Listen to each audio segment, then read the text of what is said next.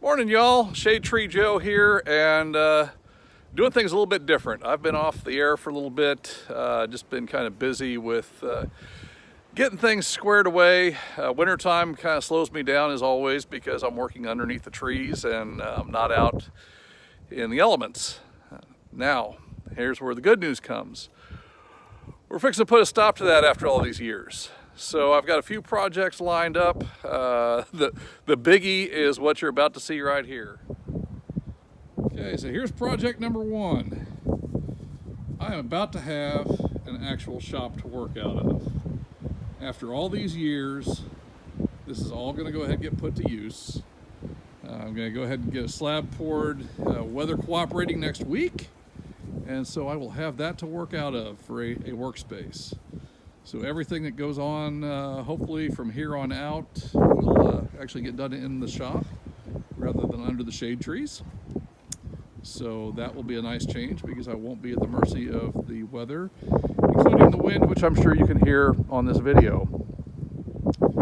So there's project number one. Okay, again, I apologize for the wind. Welcome to Oklahoma in March. It's a little bit chilly out, but I want to go ahead and get this done because it's been a while since I've got a video up.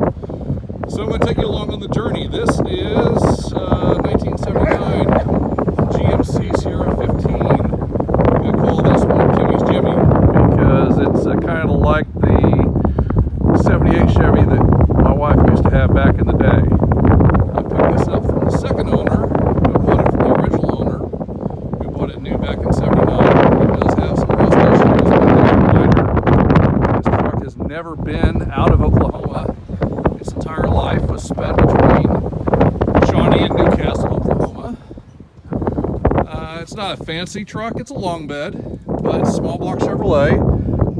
Vinyl bench seat. It's the original blue. However, the blue is kind of faded, sun faded from what it was. There's the original shade of blue right there. And so that's what we're going to go back to. Going to get a new dashboard in here, take care of the rust repair, take care of the seat. Let's see, going to go ahead and clean up this small block. And somebody's played with it a little bit, but don't really know. I know the gentleman that I bought it from, his son had gone ahead and drove this truck for a year while he was in school and decided he didn't like not having air conditioning. The truck is an air conditioning truck, so we will go ahead and get that running. You can't beat that. It's got the original jack right there on the fender. Now, granted, the tools are missing for it, but I'm sure I can find those. How often do you see the original jack anymore? So there's that.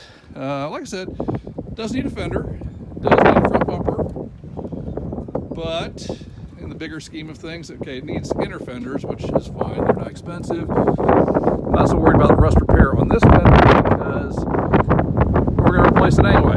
So no need for rust repair there. A little bit on the door, the rocker on this side, probably both cab corners. The bed is amazingly solid for a truck that's been parked outdoors its entire life. The hood, yeah, okay, it's got the typical, hey, I don't know how to shut these hoods. I'm going to see if I can't straighten it out if it's not too far gone. We'll see. But got the dealer installed optional rear bumper. All in all, it's not bad. It's a solid truck. I think it's a good foundation, and I think this will be a good little project. So I'm going to take you along with this. We're going to go ahead and get it going. I do know the motor has water in the oil pan from being out in the elements. The past owner went ahead and took the hood off and left it off, and of course, you know, with the carburetor sitting somewhat open, it got water down inside. So I'm not holding out a lot of hope on this motor, but it's small block Chevrolet, so shouldn't be an issue either way. But that's where we stand. So anyway, that's just a brief update on what's going on. I've got other projects in the works, but the biggie right now is going to be the shop and then Kimmy's Jimmy. So we're going to go ahead and get that going.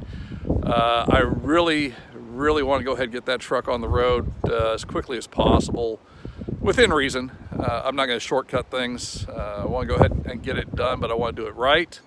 And hopefully there's going to be a new owner out there that's going to be really happy to have this one. But that remains to be seen. Once I get the shop up, I can also go ahead and work on Ethel. We take care of the door hinges on the driver's door and rust repair. I've been putting all that off because I don't want the truck sitting open and having the barn cats go ahead and get inside of it and do cat things, because that's just nasty. Anyway, y'all have a wonderful afternoon, and we shall see you soon. If all goes well, concrete will be poured next week once things dry out. We got about an inch of rain or so down here the other day, which we desperately needed. But everything is soaked right now, and that part of the yard is a little bit soft anyway after the rain. So it's going to take a few more days for it to dry out, and we don't want to get a mixer truck stuck out there. But got something else to look forward to. See you soon. Y'all be safe, be good to each other.